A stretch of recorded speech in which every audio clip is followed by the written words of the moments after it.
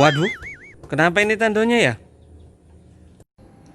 Oke, selamat pagi kawan-kawan penghobi berkebun di pekarangan. Hari ini hari Minggu, jadi saatnya kita melakukan hobi kita, yaitu berkebun.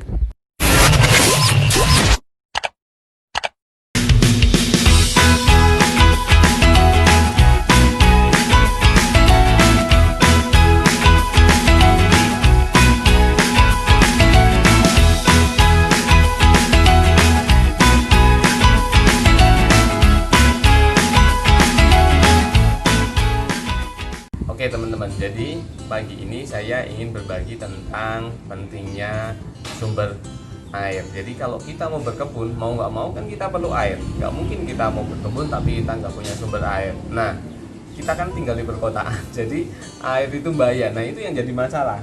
Kalau kita hanya mengandalkan PDAM, maka bisa jebol. Saya sudah membuktikan sendiri, 1-2 bulan saya pertama mulai berkebun di pekarangan saya di sini, tagihan air itu langsung membengkak. Itu juga komplain, wah ini harus cari solusi, karena kalau enggak kayak gini tagihan air terus, waduh itu cukup memberatkan. Maklum kenapa saya mulai berkebun itu pas musim kemarau, dimana tiap hari itu selalu kering dan tiap hari saya harus menyiram kalau perlu pagi dan sore. Jadi simak terus solusi yang saya tawarkan buat teman-teman. Ayo. Nah, teman-teman, ini yang saya ingin sampaikan ke teman-teman untuk mengatasi tagihan air PDAM yang tinggi ya, untuk teman-teman yang penghobi berkebun di pekarangan adalah dengan memanfaatkan air hujan. Jadi saya mempunyai beberapa ember penampungan untuk menampung air hujan. Jadi saat panas kita bisa manfaatkan untuk menyiram tanaman kita. Kebetulan saya tinggal di Balikpapan. Di Balikpapan itu hujan dan panas itu bisa selang-seling, seminggu hujan, seminggu panas. Nah, saya manfaatin itu. Makanya saya punya beberapa ember penampung air yang cukup besar. Nah, kayak ini contohnya tadi malam itu hujan. Jadi yang ini sudah penuh, ini hampir penuh, ini juga hampir penuh. Saya nggak pakai talang. Jadi biar teman-teman lihat, ini benar-benar hanya terbuka aja, hanya ini aja yang ada talangnya, hanya memanfaatkan dari kanopi di atas pintu gitu. Nah, satu hal yang harus kita perhatikan adalah kita harus punya penutup untuk ember-ember ini, karena kalau yaitu nyamuk. Nah, ini contohnya, ini hanya untuk memperlihatkan aja ke teman-teman semua. Yang ini aja Kak, ini kan kelihatan nih ada banyak jenis nyamuk. Jadi ini hanya untuk memperlihatkan ke teman-teman bahwa kalau kita nggak pakai penutup, ini akan jadi sumber nyamuk. Makanya penting buat kita untuk punya penutup. Nah, jadi saya akan tutup seperti ini. Oke, nah saya juga punya tandon air. Nah, kebetulan tandon airnya ini roboh kemarin. Jadi tandon airnya roboh, kenapa? Tandon air, mungkin saya jelasin dulu tandon air ini. Jadi tandon air ini adalah tandon air hujan. Jadi saya punya atap yang cukup luas teman-teman. Nah, karena atapnya cukup luas, saya pakai talang, lalu saya tampung di tandon air. Tandon ini 1.200 liter. Kapasitasnya 1.200 liter. Jadi 1.200 liter karena masa jenis air itu 1 liter 1 kilo. Jadi dia satu tandon ini beratnya 1,2 ton teman-teman. Nah, kemarin saya punya 2, jadi beratnya 2,4 ton. Yang jadi masalah adalah karena berat seperti itu, kita harus memastikan strukturnya kuat. Nah, ini yang kemarin saya juga nggak salah lah sejak awal. Jadi harusnya saya mempersiapkan struktur yang kokoh karena beratnya 2,4 ton. Nah, ini karena kesalahan struktur, jadi saya harus bayar mahal. Saya harus kehilangan 2 tandon teman-teman.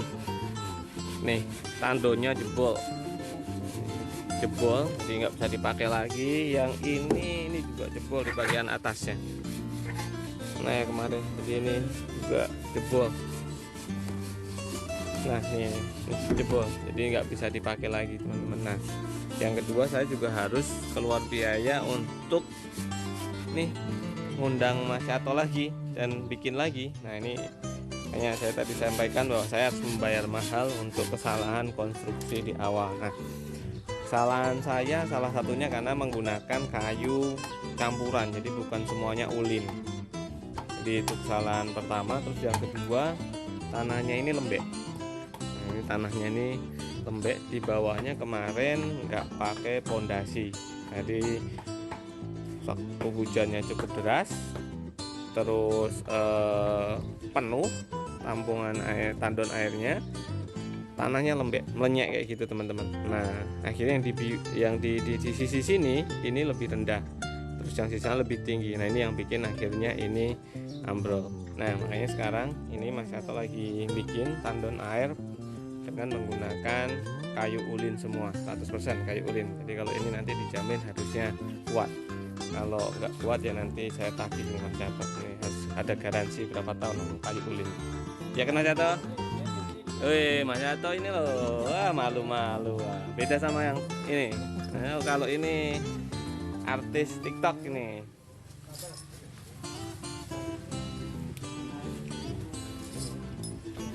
Jadi ini, oh ini dibuat lebih kecil Mas anu nih.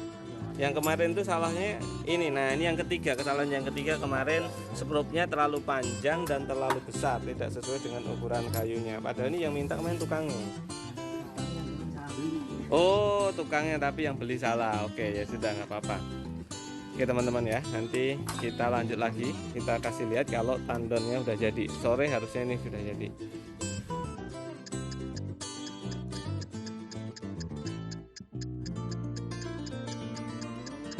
Kawan, akhirnya udah jadi nih tandon airnya. Kemarin dari dua yang rusak, ternyata satu masih bisa diselamatkan. Jadi kemarin yang pecah cuma di sini, yang pecah di sini kita bisa tambal pakai resin, main tes aman aja posisinya. Terus ada satu yang di bagian bawah tidak kalau kelihatan, mungkin dari belakang kita sudah tambal juga. Nah yang paling penting adalah ini ya teman-teman, ini yang paling penting, strukturnya memang harus kokoh ya. Ini menggunakan kayu ulin, terus bawahnya ini sudah dicor, jadi ini dijamin akan sangat kokoh. Nah ini kalau ada curah hujannya paling 2 jam aja udah penuh, karena memang atapnya cukup luas, jadi ini semua ngumpul di satu titik ini.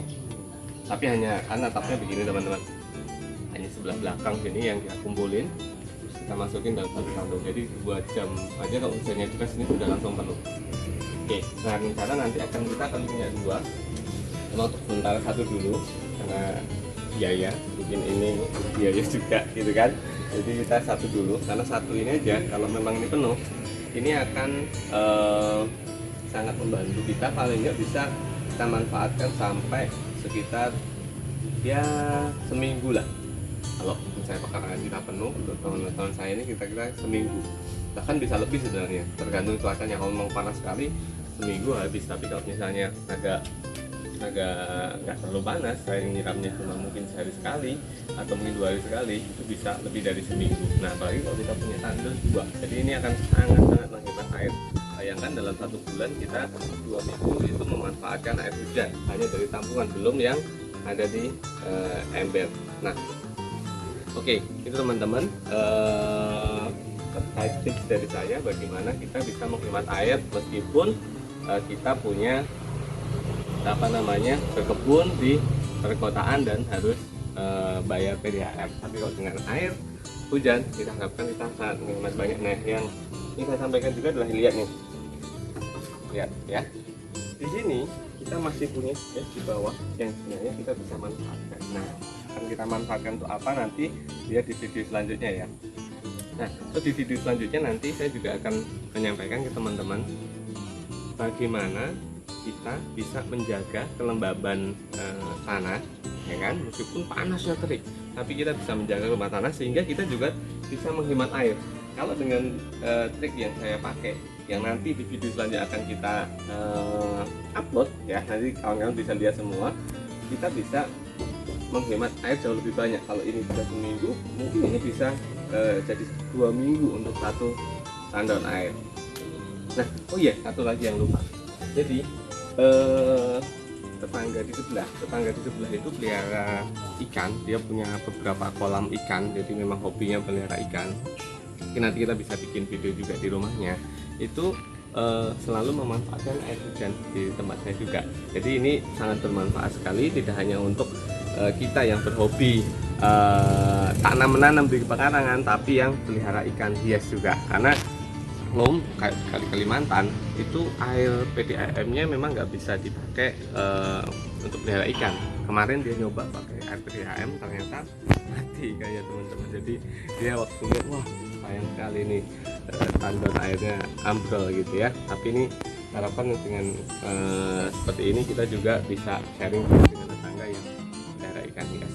Oke kawan-kawan, tonton terus channel YouTube ini karena saya yakin ini sangat bermanfaat buat teman-teman yang memang hobi berkebun di pekarangan. Sekali lagi, tidak ada halangan yang menghentikan hobi kita untuk terus tetap berkebun meskipun kita tinggal di perkotaan. Oke guys.